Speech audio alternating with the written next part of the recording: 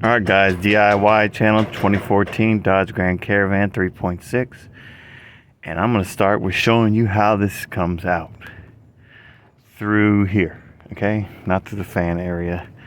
So I'm about to pull that out for you.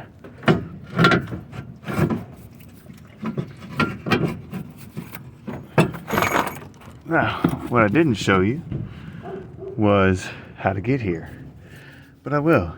What you're going to need to do is take off the 4 bolts from your AC compressor, and you just kind of let it hang. You see there's one of them. That long one is where the compressor, you hang it back when you're done. But there's also a bolt here where my finger is to loosen this up enough to where you can slide your compressor under it, fish it out of there.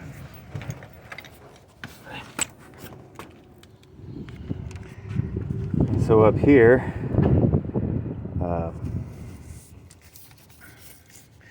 this is a little bit of a pickle right here to get to the back of the alternator. I use a 13 ratchet wrench, or 1/2 inch, same thing. There's one of your bolts, the top bolts, 2 of them on the top. This is basically what it looks like. 2 on the top, 1 on the side, 13 millimeter.